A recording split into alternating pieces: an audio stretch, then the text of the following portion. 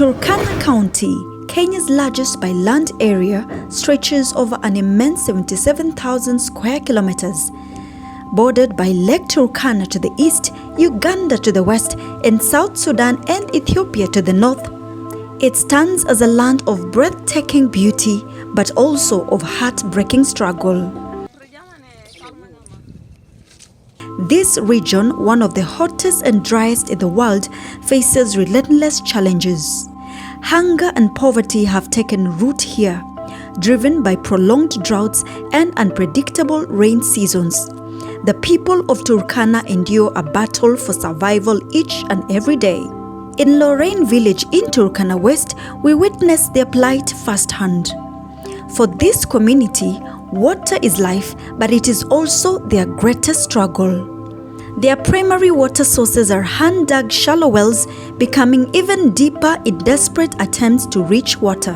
Here it's just a small portion, and they have to come and wait for the water to rise up, and before they can be able to fetch the water. And as you can see, a lot of big water containers, and besides walking long distances to get here to where they would be able to wait for the water, I am imagining how long they will have to wait for the water to rise up in order for them to fill their containers.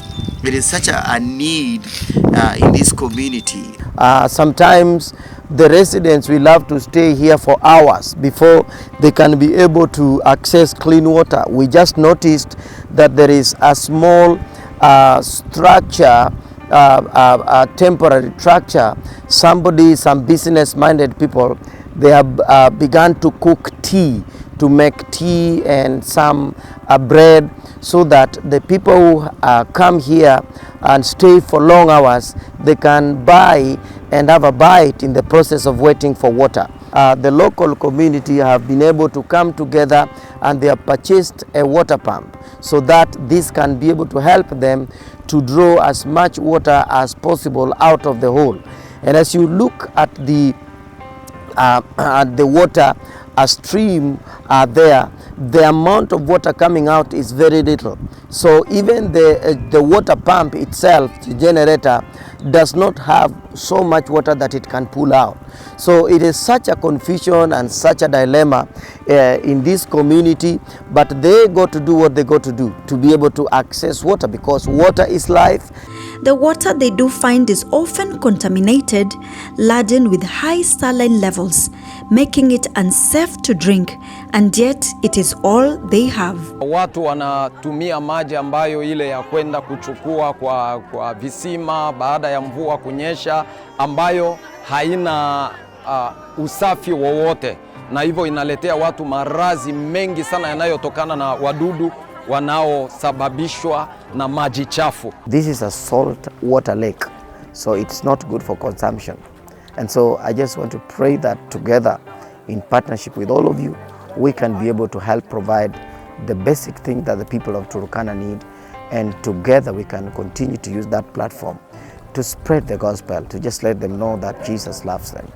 Tunao uwezo ya kupanda, lakini kwa sababu ya kukosa maji yana tatizo sana. Tunaweza tukafanya juu chini kwa kusubiri mvua, lakini kwa yote tunaomba Mungu pia kupitia msaada ambao tumepata kwa wapendwa, Mungu pia wasaidie tena na nguvu, ili nasi pia tupate tena kubarikiwa kutoka kwenu.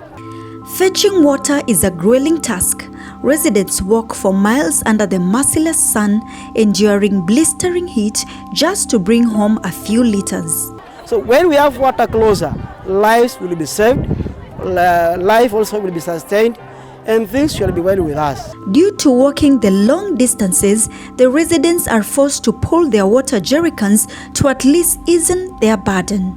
Their livestock weakens, crops fail, hygiene suffers, and preventable illnesses take hold. Where there is no water, no life. Our livestock needs water. Ourselves, we need water. Our churches, community needs water. These goats, they need water. As you can see, it is only by the grace of God that God has sustained the goats and also the people in this community, if they are actually depending on the small amount of water that is coming out. But it doesn't have to be this way. There is hope. By digging boreholes, we can provide this community with clean, safe water. We have drilled a well in Marsabit. We have drilled a well in Uganda and in Kisumu.